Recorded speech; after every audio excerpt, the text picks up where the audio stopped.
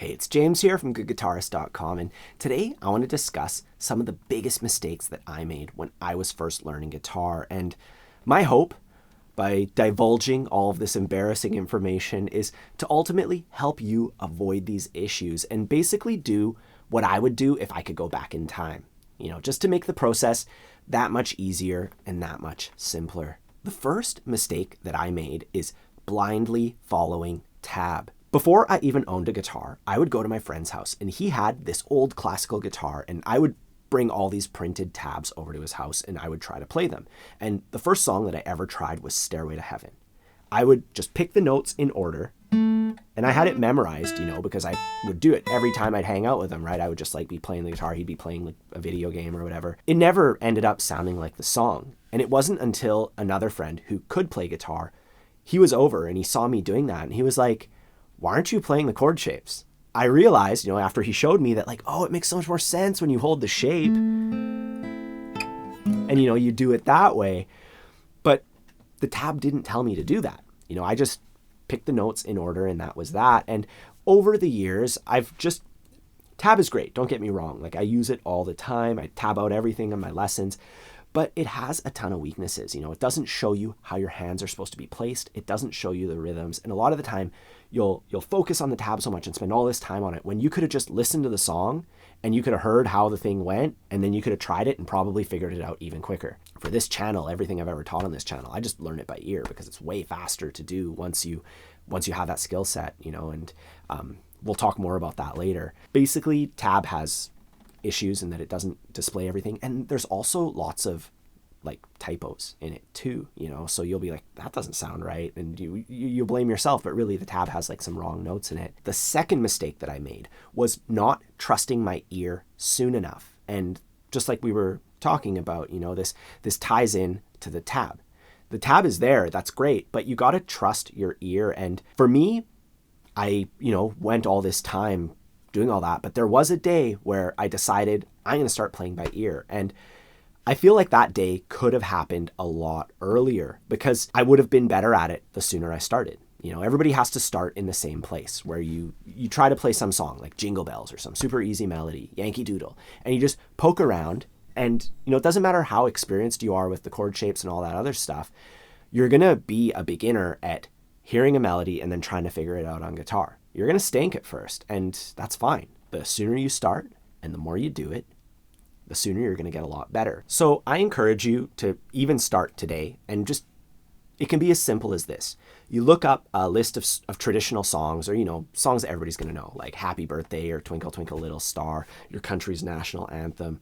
You just sing a little bit of it. I like, "Oh, Canada," and then you try to find it. Oh, there we go. Oh, Canada. Oh, Canada. Oh, Canada. And eventually you get better and better at it. At first you're just fishing for every single note, but eventually you start to recognize patterns and it starts to come together,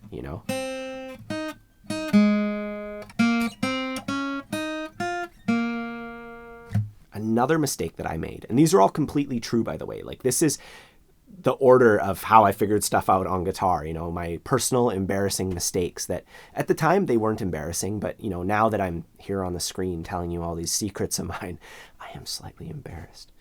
Anyways, the next one is that I put way too much focus on learning scales. I thought that I could just bypass everything if I picked some really hard goals. I'm going to learn all the scales and all the modes right away. And I could do that pretty early on. By 4 or 5 months of playing guitar, I could play all these different scales and modes all over the fretboard in any key before I could even play the minor pentatonic scale and take a solo.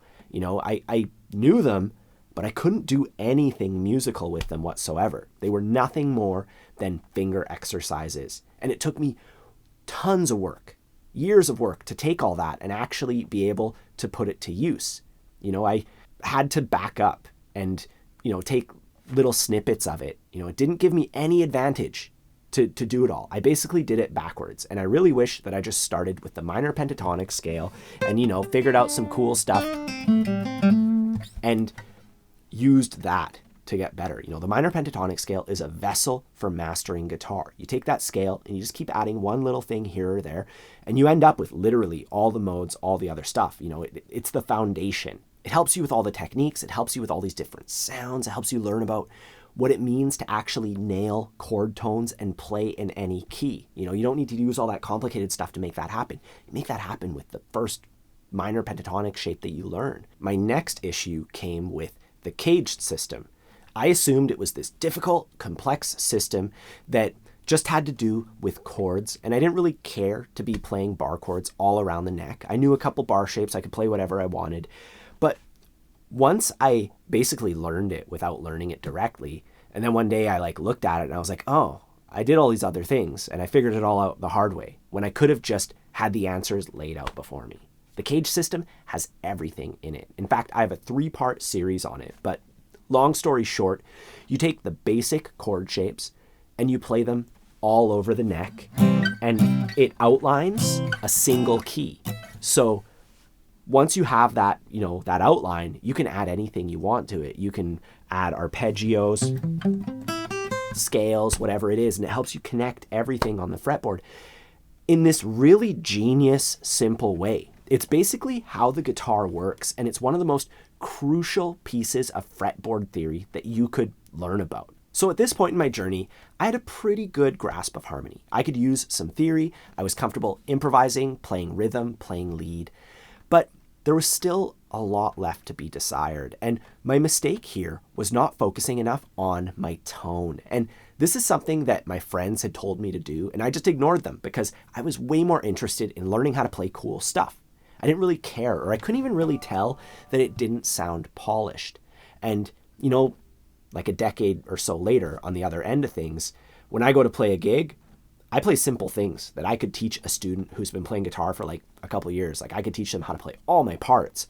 But the difference comes in getting the right sound. I've spent a lot of time learning to polish my sound. Like when I'm in a rehearsal and it's we need this line, like some descending guitar line thing, I can dial in the tone then and there, get it done. It's going to cut through the mix. Everybody's going to hear it. It's not going to be too abrasive. It's not going to be too washed out.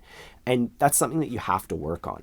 When you go and watch people who are playing simple things, but it sounds really good, they invested time into making sure that they're playing guitar right and that their tone starts with their fingers and it's really good, but then they also learned about their gear and how to make all the right sounds come out.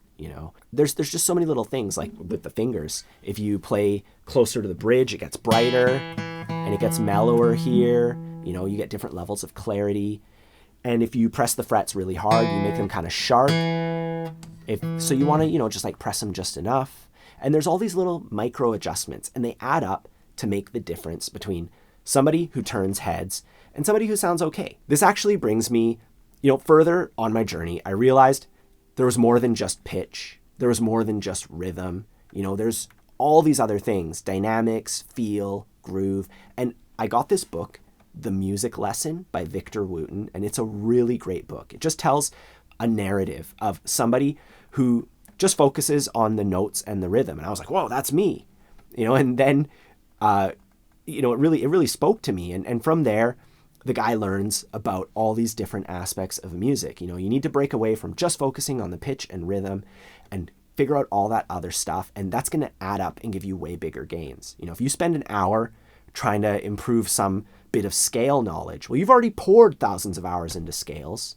Maybe pour some time into your dynamics or into your feel. And since you're going to be new at those things, you're going to get way bigger gains, just like when you first started guitar. Now, the final thing that I want to address, and this happened pretty recently, was not tapping my foot all the time. About 4 or 5 years ago, I was in the studio recording some guitar, and I can play along to a click track just fine. My time is pretty good, and I can lay down tracks pretty easily. I play in bands, so I'm used to playing with other people, and I'm used to following the time totally fine. In this case, it was just me and my wife, and we were recording without a click track, and I wasn't singing either. I was just playing, and I had to generate the groove, and it was weird. I was slowing down and speeding up, and I was like, why am I doing this? That's something that I thought I had already overcome years ago through all this practice. And I realized that I wasn't tapping my foot. I don't know why, but I wasn't. So I started tapping my foot, and all of a sudden, everything was smooth and steady. So I when I first learned guitar, I tapped my foot all the time.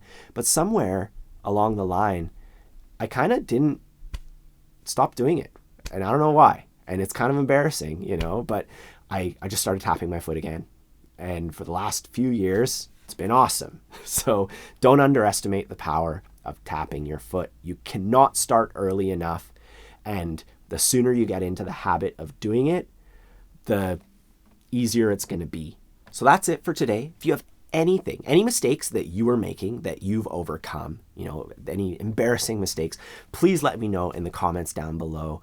Also, if you haven't grabbed your copy of my free ebook, I'll put a link in the corner. Also in the corner and down below in the description, I have links to a bunch of stuff that's going to help you with guitar, like all these courses, a ton of stuff. They're going to train you up in whatever it is that you're interested in learning. So please check those out. Don't forget to like and subscribe. Have a fun time practicing, and I'll see you soon.